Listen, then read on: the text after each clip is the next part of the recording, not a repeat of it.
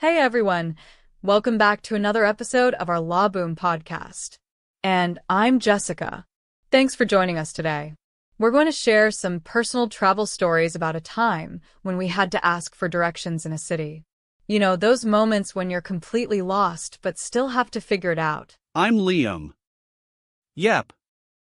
And today's special because we each have our own separate story.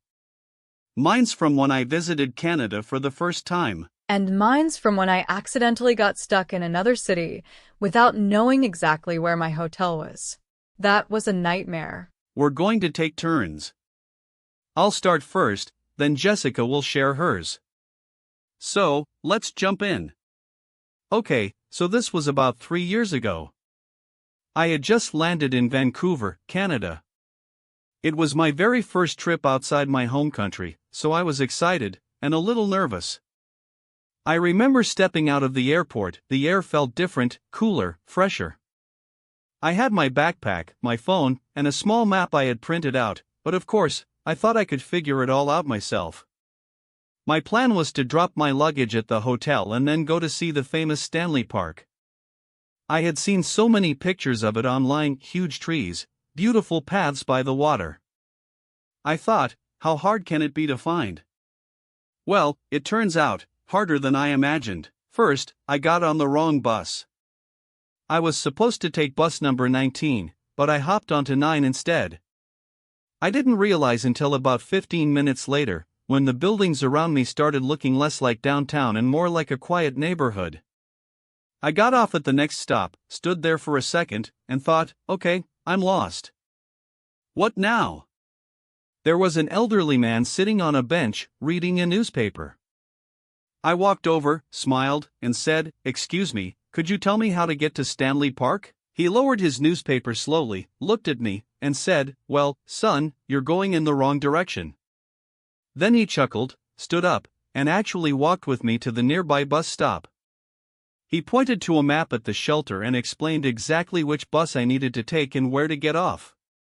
But here's the part one really remember: he didn't just give me directions, he asked me where I was from, what I wanted to see in Vancouver, and even recommended a small cafe near the park where I could get the best hot chocolate. When I finally reached Stanley Park, it was even more beautiful than I had imagined. And guess what? I actually went to that cafe later, and the hot chocolate was amazing. Looking back, I could have easily panicked, or just wandered around wasting time. But asking for help, even from a stranger, not only saved my day, it made it more special. That's actually such a sweet story. And you ended up with hot chocolate as a bonus. Exactly. I feel like asking for directions is not just about getting to your destination, sometimes it's a chance to connect with people. All right, my turn. My story is a little more stressful than Liam's. It happened when I was traveling for a work event. I had a conference in a city I'd never been to before. Let's call it Brooksville. I had booked my hotel online, and I had the address saved on my phone. Everything was fine until my phone died. Completely. And the charger? It was in my suitcase, which I had already left at the event center because I thought I'd just walk to my hotel. At first I thought, okay, I remember the name of the street. I'll just find it. But here's the thing. The street I remembered? There were actually 3 streets in that city, with very similar names. So, I'm walking around with my little handbag. The evening is getting darker, and I have no idea where my hotel is. I must have passed the same coffee shop 3 times. At one point, I thought, maybe I should just wait in the train station until I figured out.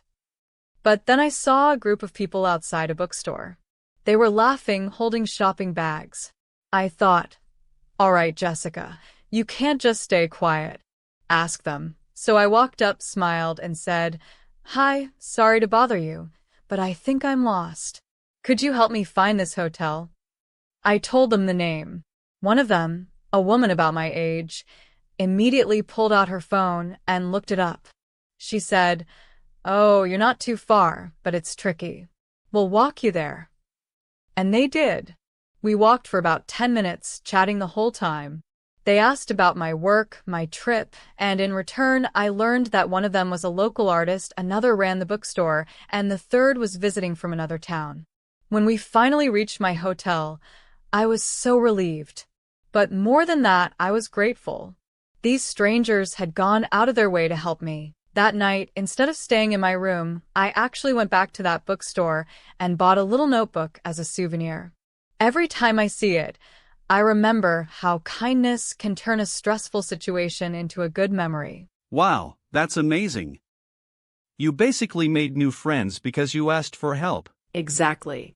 And if I had stayed quiet, I'd probably still be wandering around Brooksville right now.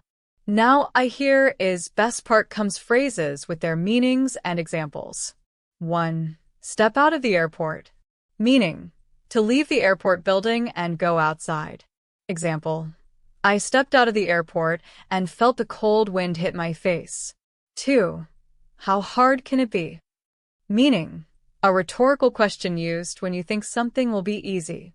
Example, I thought finding the park would be simple. How hard can it be? 3. Going in the wrong direction. Meaning, traveling the opposite way from where you need to go. Example, the bus driver told me I was going in the wrong direction. 4. Get off at the next stop. Meaning, leave a bus, train, or subway at the next station or stop. Example, I got off at the next stop to check the map. 5. Saved my day. Meaning, prevented a day from being ruined, made the day much better. Example, the friendly stranger's directions saved my day. 6. Out of their way. Meaning, doing something extra that is not convenient for them, often to help someone. Example, they went out of their way to walk me to my hotel. 7. Stay quiet. Meaning, not speak or not say anything. Example, I decided not to stay quiet and asked for help instead. 8. Turn a stressful situation into a good memory.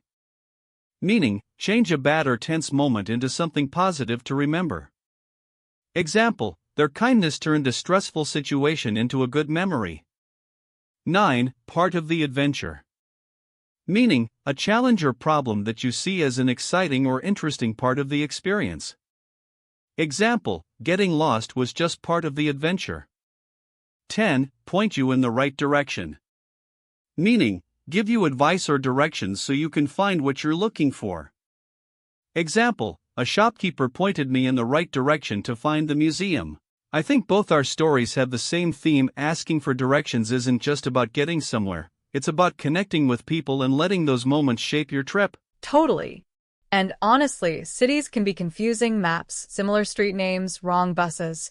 It's all part of the adventure. And the good news is, you don't have to do it alone. Yep. Someone's always willing to point you in the right direction. Alright, that's our stories for today. We hope you enjoyed them. Maybe they reminded you of your own lost in the city moments. And maybe next time, instead of worrying, you'll just ask someone for help. Thanks for listening, everyone. We'll see you in the next episode. If you like the video, so don't forget to subscribe, like, comment,